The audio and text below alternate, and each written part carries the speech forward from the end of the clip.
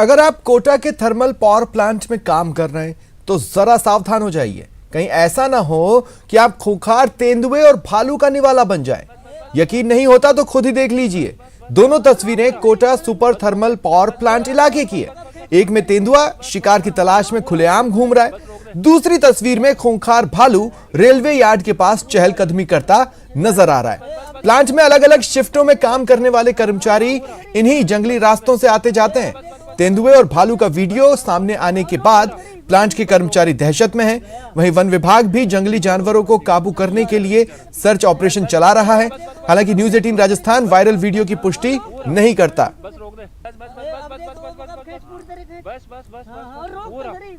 रोक दे। गया रिकॉर्ड हो गया भाई, बस। देखिए, दो तस्वीरें हैं, एक ही इलाके की हैं और दो जंगली जानवर आपको इसमें नजर आएंगे। चूंकि इन्हीं रास्तों से कर्मचारी होकर गुजरते हैं, ऐसे में वो डरे हुए हैं।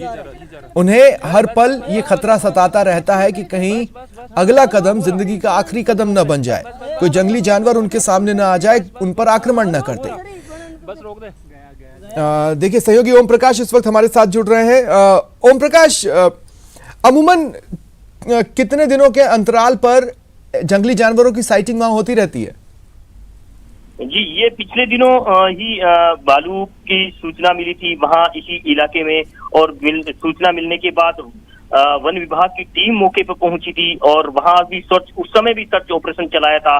करीब एक माह पहले की ये एक और घटना जो बताई जा रही है, उस समय भी सर्च ऑपरेशन चलाया और एक बार फिर ये अब ये कहा जा सकता है कि भालू और तेंदुआ जो इस इलाके में घूमते हुए जो वीडियो वायरल होने के बाद पूरे थर्मल परिसर में हड़कंप मचा हुआ है। और जो चीफ इंजीनियर वीके गोलानी है, उन्होंने वन विभाग को सूचित किया है और वन विभाग की टीम हालांकि मौके पर पहुंची भी है और सर्च ऑपरेशन चलाया भी जा रहा है। लेकिन ये कहा जा सकता है कि पिछले दिनों 13 मई की भी एक सूचना मिली थी। 28 अप्रैल को पहले भी एक तेंदुआ घूमते हुए मिला था। इससे पहले 21 अप्रैल की भी एक घटना बताई जा रही है। लेकिन अनुमान ये कहा जा सकता है कि गर्मी के दिनों में इस तरह के जो जीव जंतु है जो जंगल में अक्सर निवास करते हैं, और वो ये भी जंगल का इलाका है, तो वो पानी की तलाश में अक्सर इस तरह के यहाँ जो आबादी क्षेत्र कहा जा सकता है, यहाँ भटकते हुए नजर आ जाते हैं। और फिलहाल ये कहा जा सकता है कि दहशत का माहौल है। वन विभाग की टीम जो सर्च ऑपरेशन चलाई जा रही है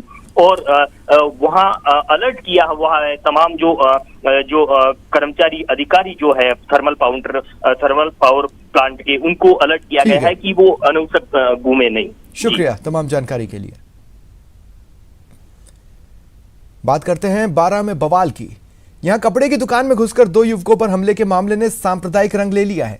घटना के विरोध में हिंदू संगठनों और व्यापार महासंघ ने बंद बुलाया, जिसका खासा असर दिख रहा है। जिले भर में कई कस्बों में दुकानें पूरी तरह बंद हैं। आपातकालीन सेवाएं जैसे मेडिकल शॉप्स, पेट्रोल पंप भी बंद हैं। शहर के तमाम चौराहों पर सन्नाटा है। फिलहाल बारां शहर के धर्मादा चौराहे पर व्यापारी और बीजेपी कार्यकर्ता धरने पर बैठे हैं। तनाव को देखते हुए भारी पुलिस जाब्ता शहर में तैनात किया गया है।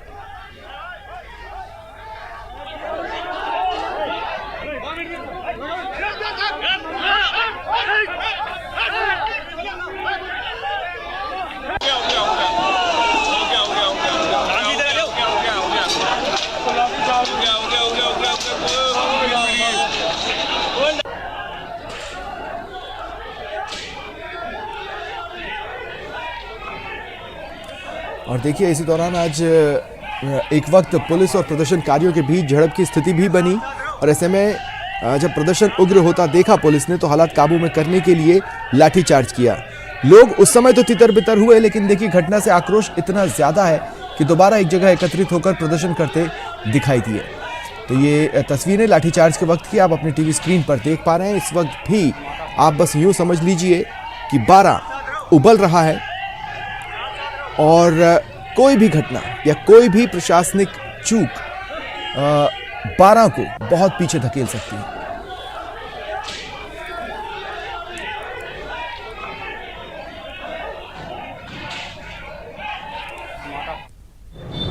काफ़ी समय से और जिस प्रकार का बारां की कानून व्यवस्था विफल हो गई है, यहाँ कानून नाम की कोई चीज़ रही नहीं। यहाँ का पुलिस प्रशासन जिस प्रकार से कार्य कर रहा है, कानून व्यवस्था से उसको लेना देना नहीं है। बारां की स्थिति यहाँ के कांग्रेस के नेताओं की आपसी लड़ाई के कारण पूरा कानून प्रशासन उसमें उलझा हुआ है। आज के 4 दिन पूर्व हमारे एक हिंदू युवक के साथ केवल मोटरसाइकिल तेज चलाने के विषय को लेकर टोकने का मामला था। उसको रात को ही 7 लोगों ने मिलकर चाकू मार दी है। काफ़ी समय से लग रहा है बारां में पुलिस प्रशासन व्यापारी और आम जनता के स्थान पर राजनेताओं की सुरक्षा में व्यस्त है। यही कारण है कि शहर का अमन चैन माहौल पूरी तरह बिगड़ा हुआ है। लगातार व्यापारियों पर आमजन पर हमले हो रहे हैं। लगातार शिकायतों के बावजूद पुलिस द्वारा अब तक कोई प्रभावी कार्रवाई नहीं की गई। जिस परिवार के ऊपर आज के 6 दिन पहले जानलेवा हमला हुआ, उसी परिवार के 2 व्यापारी भाइयों पर कल रात को जानलेवा हमला हुआ। आखिर कारण क्या है? पुलिस कर क्या रही है? पुलिस मुस्तैद क्यों नहीं है? भरतपुर की कुम्हेर तहसील के नगला बड़ताई गांव में पुराने विवाद को लेकर 2 पक्षों में खूनी जंग हुई। गोली लगने से एक युवक गंभीर रूप से घायल हुआ, जिसे पहले कुम्हेर अस्पताल में भर्ती कराया गया, लेकिन नाजुक हालत देख भरतपुर के आरबीएम अस्पताल में एडमिट किया गया। पुलिस मामले की जांच में जुटी है। मामले में 13 आरोपियों को राउंड अप किया गया है और 3 हथियार भी बरामद किए गए हैं। पुलिस अधीक्षक श्याम सिंह द्वारा भारी संख्या में पुलिस जाब्ता भेजा गया था, जिसके बाद तलाशी ली गई और आरोपियों को राउंड अप किया गया। उनके घर पे एक रास्ता है और अकेला इनको उनके घर पे आकर के और ये 20-25 मतलब घेर लिया। अकेला हमला किया। गोली दइए, लट्ठी, वो लाठी, फरसा, बल्लम, ईंट पत्थर जो कुछ थे उन पे वो सब कुछ किया है इनके साथ में। हेलो, हाँ जी, कौन? और ज्यादा जानकारी के लिए बात करेंगे सहयोगी दीपक पुरी से। दीपक, सारे अपडेट्स बताएं। देखिए स्वप्निल, ये कुम्हेर थाना क्षेत्र का गांव है बड़ताई, वहां का मामला है जहां सुबह पुरानी रंजिश को लेकर के 2 पक्षों में झगड़ा हुआ था, जिसमें 4 लोग जो है घायल हुए थे, जिसमें एक जो व्यक्ति था उसको गोली लगी थी। गंभीर हालात में उसे आरबीएम अस्पताल में भर्ती कराया था और घटना की सूचना मिलते ही कुम्हेर थाना पुलिस मौके पर पहुंची थी। उसके बाद में जो पुलिस अधीक्षक है श्याम सिंह, उनके द्वारा यहाँ से अतिरिक्त जाब्ता भेजा था और घटना स्थल का पूरी तरह जायजा लिया था। वहां पर जो लोग थे उनको जो है चिन्हित किया गया और 13 लोगों को इस पूरे मामले में राउंड अप किया गया। साथ ही जो घटना स्थल था वहाँ आसपास के जो घर थे उनकी तलाशी ली गई, जहाँ से 3 हथियार जो है पुलिस ने बरामद किए गए हैं। और घटना की सूचना मिलते ही पुलिस अधीक्षक श्याम सिंह खुद वहां मौके पर पहुंचे और उन्होंने वहां के लोगों से बातचीत की और घटनाक्रम की जानकारी ली कि आखिर ये पूरा घटनाक्रम क्या था। अब इस पूरे मामले में जो राउंड अप किए गए हैं उनसे पूछताछ की जा रही है कि क्यों उन्होंने आखिर इस वारदात को अंजाम दिया था। और पूरे मामले को लेकर के जो पुलिस अधीक्षक श्याम सिंह को नजर बनाए हुए और अभी भी वो घटना स्थल पर मौजूद है और सारे घटनाक्रम की जानकारी ले रहे हैं। और फिलहाल जो घायल है उसका अस्पताल में इलाज जारी है और जो घटना हुआ था उसके मामले में एक पक्ष द्वारा जो है मामला दर्ज करा दिया गया। चलिए, शुक्रिया तमाम जानकारी के लिए। बात करेंगे खबर के असर की। भरतपुर के सरकारी हॉस्टल में छात्राओं को खाना नहीं देने और हॉस्टल से निकालने की खबर पर प्रशासन ने एक्शन लिया। न्यूज 18 पर खबर चलने के बाद कलेक्टर ने एसडीओ और सामाजिक न्याय एवं अधिकारिता विभाग के अधिकारियों को मौके पर भेजा। इन्होंने छात्राओं से बात कर उनके खाने रहने की वैकल्पिक व्यवस्था की। बता दें, छात्रावास की वार्डन ने बजट का हवाला देकर छात्राओं को खाना नहीं दिया था और बाहर निकाल दिया था।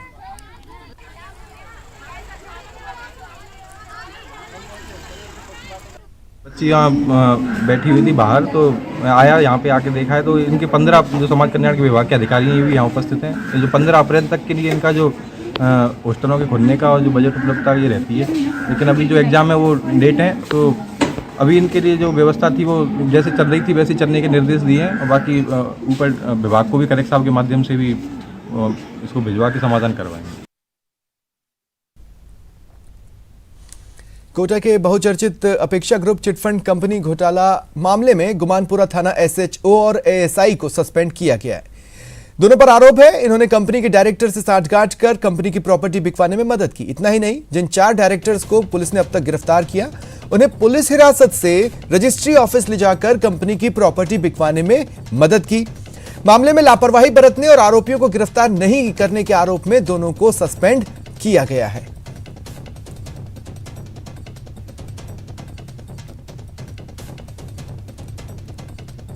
शहर में वर्ष 2012 से अपेक्षा ग्रुप के नाम से एक इन्वेस्टमेंट कंपनी पिक्चर में आई, जिसके द्वारा लोगों को लुभावने विज्ञापन दे करके और इन्वेस्टमेंट आकर्षित किया और विभिन्न क्षेत्रों में इन्वेस्टमेंट के लिए कई नई तरह की कंपनियों को डेवलप करके और इन्वेस्टमेंट के लिए निवेशकर्ताओं का आकर्षण किया। इसमें करोड़ों रुपए का इन्वेस्टमेंट हो गया। नोटबंदी तक तो उसके निवेशक सारे संतुष्ट रहे। उसके बाद इसने सारी जितना निवेश था वो अपने नाम से अलग अलग क्षेत्रों में निवेश करके और वो यहाँ से इनका निवेशकर्ताओं को निवेश देना बंद कर दिया। लोगों में हड़कंप मचा और पिछले नवंबर-दिसंबर में कई परिवार पुलिस अधीक्षक कार्यालय में प्राप्त हुए, जिनको थाना गुमानपुरा पर कार्रवाई के लिए भेजा गया, लेकिन किसी भी परिवार पर आपराधिक प्रकरण दर्ज नहीं किया गया। इसके बाद जनवरी माह में जो प्रकरण पंजीबद्ध हुए, उसके बाद अभी काफ़ी करीब 30 से ऊपर प्रकरण इस संबंध में दर्ज हो चुके हैं।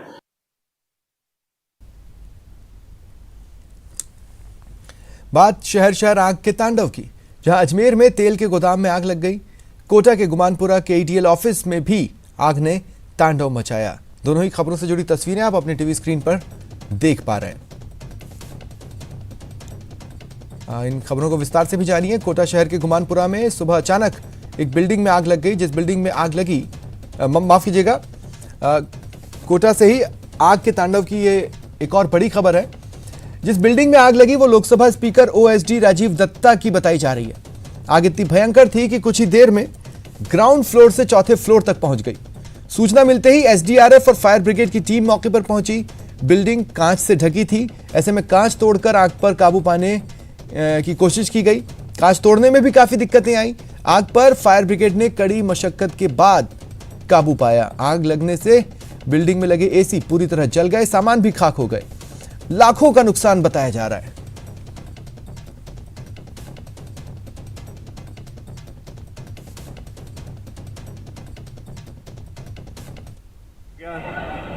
और गर्मी वैसे इतनी तेज है, इतने सारे AC फ्रिज वगैरह चलते हैं, इस वजह से शॉर्ट सर्किट हो गया। मिस हैपनिंग है, कोई जानकारी कोई करता नहीं है। नुकसान की भारी बताया जा रहा है 100% नुकसान है, बच ही नहीं रहा।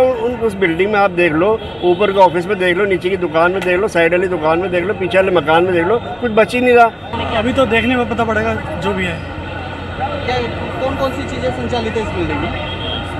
ATL का ऑफिस है, बैंक खुला है अभी नया, और संतोष बेकरी है नीचे जिसमें आग लगी। आग लगी यहाँ पे, आके देखा तो फायर ब्रिगेड और सभी जो सहायक चीज़ें वो बुला ली गई है और आवश्यक कार्रवाई कर रहे हैं। चित्तौड़गढ़ में बीजेपी के प्रदेश अध्यक्ष सतीश पूनिया ने कांग्रेस पर राज्यसभा चुनावों को लेकर हमला बोला। चित्तौड़गढ़ हिंसा में मारे गए रतनलाल सोनी के घर पहुंचकर सतीश पूनिया और बीजेपी नेताओं ने श्रद्धांजलि अर्पित की, परिजनों को सांत्वना दी। मीडिया से बात करते हुए कहा कि वोट खरीदना कांग्रेस का काम है, बीजेपी लोकतंत्र में और जनता के फैसलों पर भरोसा करती है।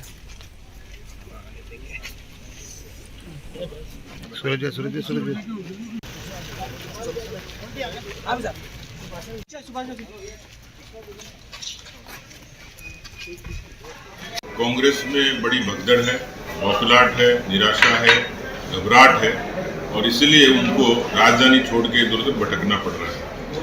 और मजे की बात है कि ऐसी जगह भटक रहे हैं जो शौर्य और स्वाभिमान की भूमि है। वहाँ डरपोकों का क्या काम है? वो तो भयभीत होकर यहाँ आए। ये तो महाराणा प्रताप की धरती है। महाराणा प्रताप ने तो स्वाभिमान के लिए संघर्ष किया था और ये कुर्सी बचाने के लिए कर रहे हैं। इसलिए मुझे लगता है कि जो घबराहट है वो अपने आप ही बयां कर रही है।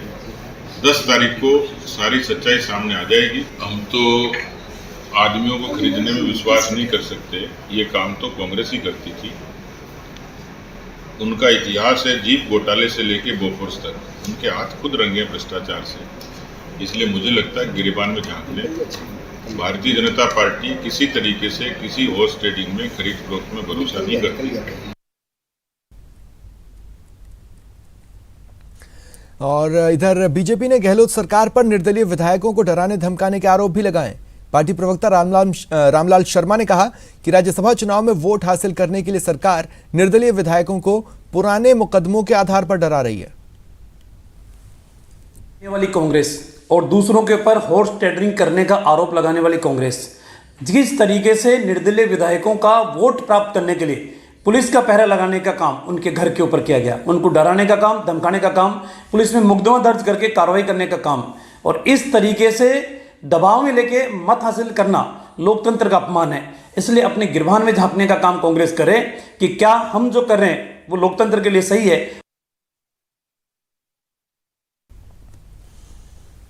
सीकर के सांसद स्वामी सुमिधानंद सरस्वती ने मोदी सरकार के 8 साल के कार्यकाल को देश के विकास में मील का पत्थर बताया। उन्होंने कहा, पिछले 8 साल में देश की सीमाएं मजबूत हुई, धारा 370 और राम मंदिर जैसे अहम मुद्दों पर फैसला हुआ, देश की व्यवस्था सुधरी। 8 साल में सबसे पहला जो काम किया माननीय प्रधानमंत्री जी ने, भारत के बैंकों के सशक्तिकरण का। आज विश्व के अंदर भारत तीसरी ऐसी ताकत है जो आर्थिक दृष्टि से गतिशील है। साथ में हमारी जो बॉर्डर थे, उन बॉर्डर की सुरक्षा की दृष्टि से आज रेलवे लाइन बॉर्डर तक पहुंच चुकी हैं, हेलीपैड बन चुके हैं, बहुत सारे नए हथियार भी बन चुके हैं, सर्जिकल स्ट्राइक हुआ और बहुत सारे कार्यक्रम हुए। तो आज सीमाओं की दृष्टि से देश सुरक्षित है। धारा 370 हटाना, राम जन्म का भूमि का निर्माण करना, ये उपलब्धि हमारी रही। अक्षय कुमार की फिल्म सम्राट पृथ्वीराज 3 जून 2022 को रिलीज होने वाली है। फिल्म में अक्षय कुमार सम्राट पृथ्वीराज चौहान के रोल में नजर आने वाले हैं। फिल्म में पूर्व मिस वर्ल्ड मानुषी छिल्लर राजकुमारी संयोगिता का रोल निभा रही हैं। डॉक्टर चंद्रप्रकाश द्विवेदी फिल्म को डायरेक्ट कर रहे हैं। रिलीज से पहले अक्षय कुमार और डॉक्टर चंद्रप्रकाश द्विवेदी ने फिल्म की मेकिंग से लेकर इतिहास पर हो रही बहस पर खुलकर बात की। And I wanted to know more about it. मैं तो इतनी सारी कहानियां इनसे सुन चुका हूं सम्राट पृथ्वीराज चौहान के, लेकिन अनफॉर्चुनेटली हमारे टेक्स्ट बुक में सिर्फ 2 या 3 लाइनें लिखी हुई हैं हिस्ट्री की किताब में। बाकी सारी चीज़ों के ऊपर लिखी हुई है, जो इन्वेडर्स के ऊपर लिखी हुई है, लेकिन हमारे खुद के जो कल्चर है, हमारे जो खुद के महाराजा हैं, राजा हैं, उनके बारे में 2-2, 3-3 अक्षर लाइनें लिखी हुई हैं। So when he kept on telling me, I was taken aback कि सम्राट पृथ्वीराज चौहान के बारे में इतनी सारी चीज़ें हैं और हमें पता नहीं। और लेकिन मैंने इनसे कहा भी, ये सब सही है ना डॉक्टर साहब, ये सब सही है ना, ये काल्पनिक तो नहीं है ना, you are not making it up ना। तब इन्होंने मुझे पृथ्वीराज रासो बताया, सब कुछ बताया, ये गया, एंड आई वॉज कन्विंस्ड। फिलहाल इतना ही, नमस्कार।